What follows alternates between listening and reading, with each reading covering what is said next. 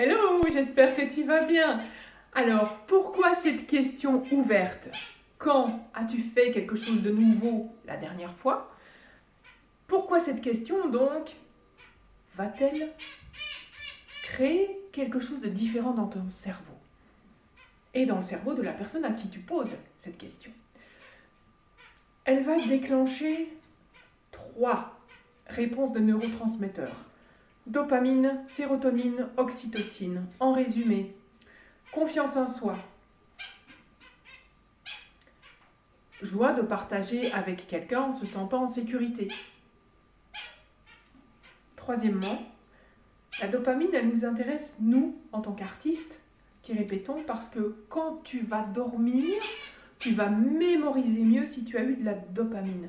La dopamine ne sert pas à ça, à la base, pour le commun des mortels, qui s'en fout royalement. Mais nous, on a des trucs à mémoriser.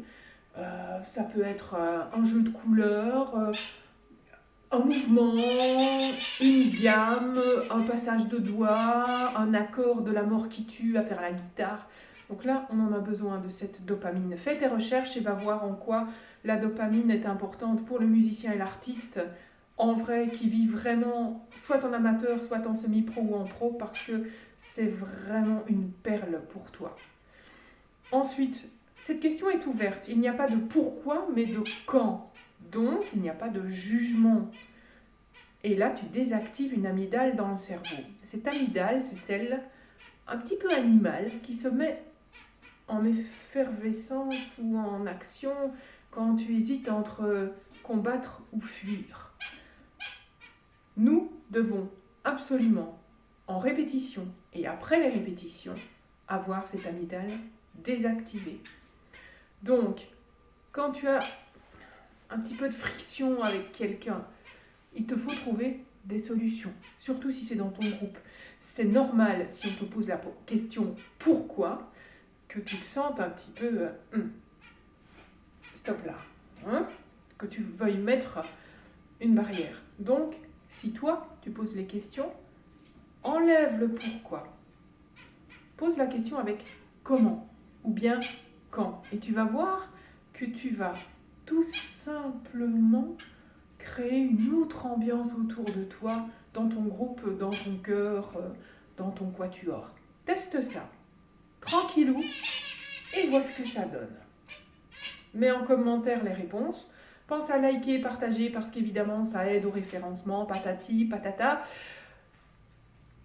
Bonne semaine à toi, prends soin de toi, et si tu as des questions, tu peux les mettre en commentaire. Si tu as envie de développer quelques idées, ou si tu as des questions sur des aspects techniques, tu peux aussi les poser, évidemment. N'hésite pas.